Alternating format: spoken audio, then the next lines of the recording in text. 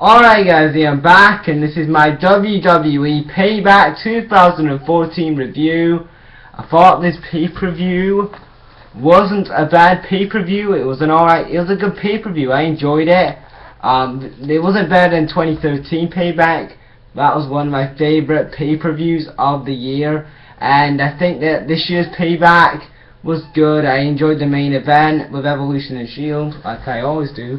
I'm just getting this camera back.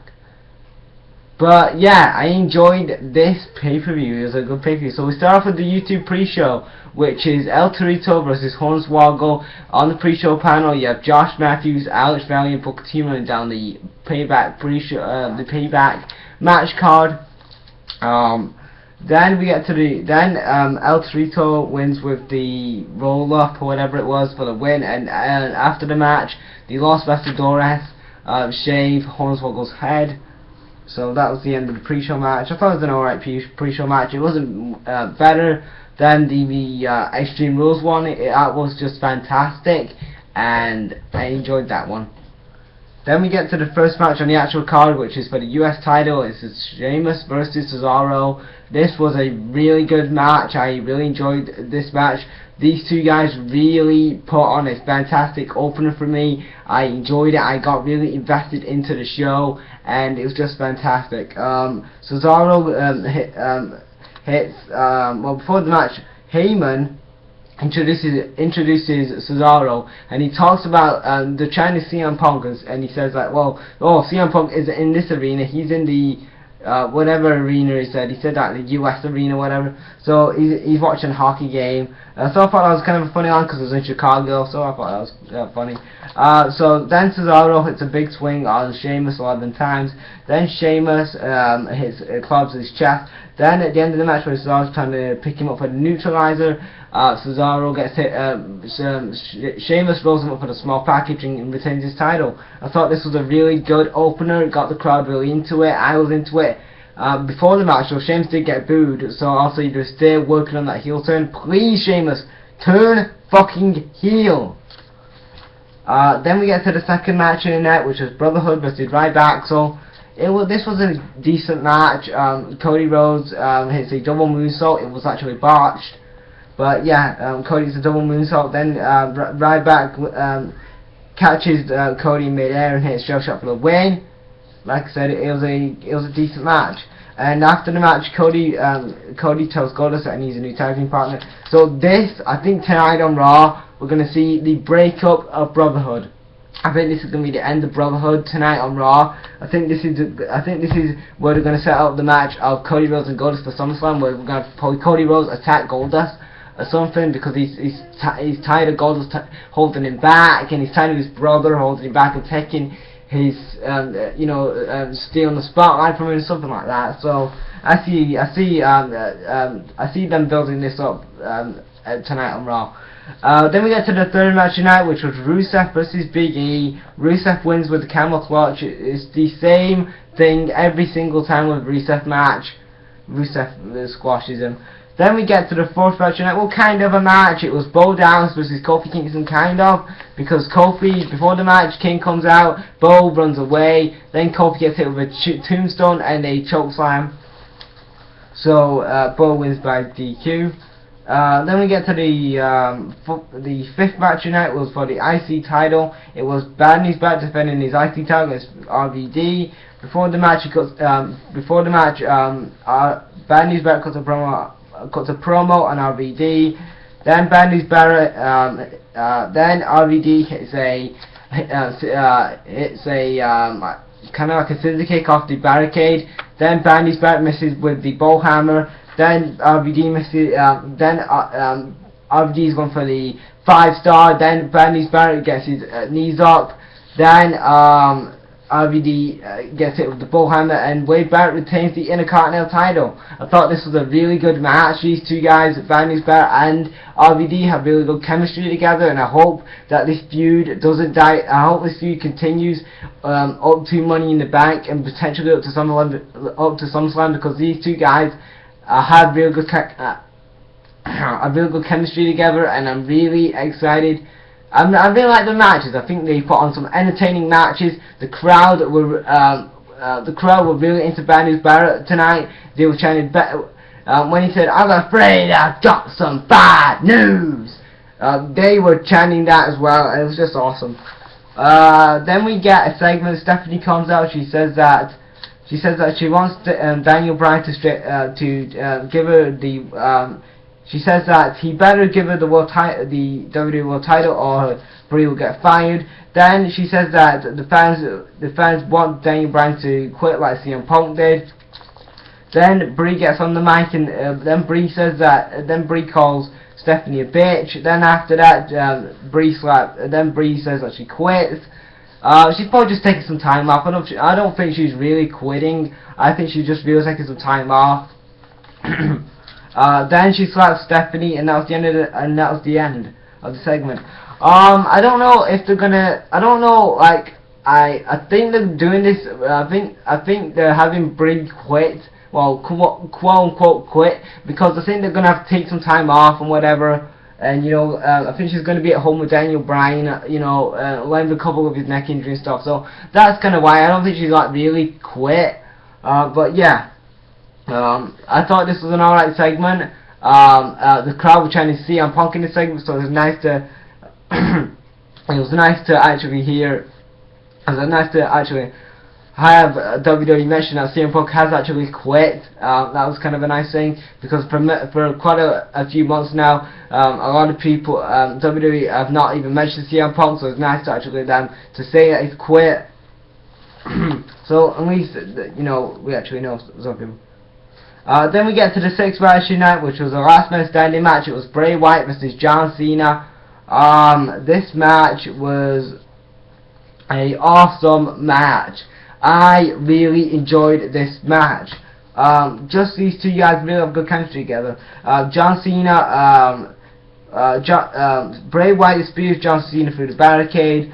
Then there's another spot where Harper, or was it Rowan, they hit a suplex on one of the Usos, and one of the Usos and Harper went through the table. That was the 6th spot. Then John Cena and Bray Wyatt brought through the crowd for a bit. Bray put Cena through the table. Then John Cena AA's Bray Wyatt into this box. Then he gets to this other box and puts that box on top of the other box, and then he wins the match. I thought this was an awesome match, but what did I say? Bray Wyatt needed to win this match. Why are WWE always booking young wrestlers terribly against John Cena? Let's take some wrestlers that John Cena's faced. And these are the guys that WWE have made look like a joke these last couple of years. Dolph Ziggler, Ryback, The Miz, I'm trying to think, R-Truth, even though it's not a young wrestler, but I'm just going to throw him in there. I could go on, the list goes on. Bray Wyatt, the list goes on. I hate when WWE brought their young wrestlers to freaking job to John fucking Cena. John Cena needs to think. He needs to start putting over some young fucking wrestlers. How are WWE, I'm surprised that this company is still in fucking business with the terrible booking decisions that they're fucking doing in this company. Now, we all bash about TNA and all they're fucking doing bad decisions with having Eric Young as your TNA World Heavyweight Champion. But look at WWE. They are fucking doing the same damn thing with having John Cena getting his shovel out, dig, and burying Bray Wyatt every single freaking week and every single freaking month. I fucking hate that. And then he's burying other wrestlers like Ziggler, Miz, Ryback, Curtis fucking Axel, even though I put him over, but whatever. But yeah, and I'm really getting tired of this. Stop feeding your young wrestlers to John Cena if they're not. I'm sick of WWE feeding young wrestlers to John Cena. I'm tired of this. Give John Cena please, if you're going to give John Cena young wrestlers to feud with, let the young wrestlers get a clean win over John Cena. It wouldn't harm John Cena to lose clean. This is WWE's fault, and this is John fucking Cena's fault. the rant is over. I don't want to make this video about this John Cena rant, so I'm going to continue on. Then we get to the 7th match of the night, which was the Divas title. It was Paige versus Alicia Fox. Paige wins with the sharpshooter. I didn't care about the match, it was decent. Then we get to the 8th match of the night. This was another awesome match. It was a 6-man tag match, elimination, no holds barred match. It was Shield versus Evolution. A lot of high spots in this match, a lot of good talking points in this match. So the first spot I'm going to talk about is when so they start off, the match starts, all 6 guys brawl, and then they finally get in the ring. The match finally starts. Then sorry. And then the match starts. One part of the match is when Seth Rollins and Triple H are brawling. Seth Rollins is trying to dive on Triple H from like this pyro area. Then Triple H gets this laptop and smacks and hits Seth Rollins over the head with a laptop. I thought that was a sick spot. Another part I like was also. Another spot was when when Evolution triple powerbomb Roman Reigns through the Spanish announce table. Then the other cool spot was when all 5 members were, you had the 2 Shield members, Reigns and Ambrose, and you had Evolution. You had fucking Seth Rollins freaking diving on all, climbing onto the Titantron and actually diving on every single wrestler. That was awesome. The other awesome spot was when Triple H hit a pedigree on the chair. I thought that was a sick spot as well. I thought that was a good spot as well. So the first elimination is Roman Reigns. Roman Reigns eliminates Batista with the spear. Then Batista. Hold on a minute.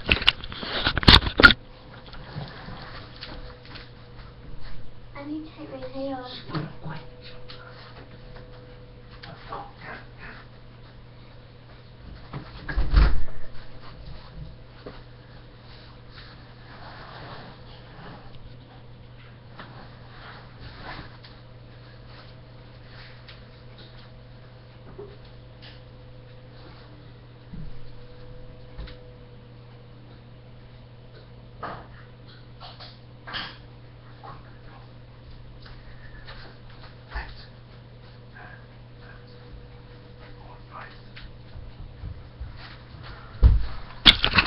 Right guys, I'm back. Okay, I'm back. So back to Batista is eliminated by Reigns with a spear. Then Dean Ambrose hits a DDT power driver on Randy Orton and eliminates him. And then it's down to Triple H versus all 3 members of the Shield. Triple H. Randy Orton throws Triple H a sledgehammer, hits Ambrose, then tries to hit Roman Reigns, but Roman Reigns hits a spear for the win, and Shield win the match. And that was the end of the pay-per-view. I thought this match was an awesome match. Shield vs Evolution was an awesome match. The camera again is going weird. That's better. So yeah, Shield vs Evolution was an awesome match. I enjoyed how the Shield went over 100% clean. That was awesome. The two mid-card matches were fantastic. The Bray Wyatt John Cena match was great, but the John Cena stuff, I talked about that earlier. But yeah, like I said, the preview overall was good as well. So that was my review of WWE Payback 2014. What do you guys think of this pay-per-view? Leave your thoughts in the comments, and thanks for watching guys. Brag out.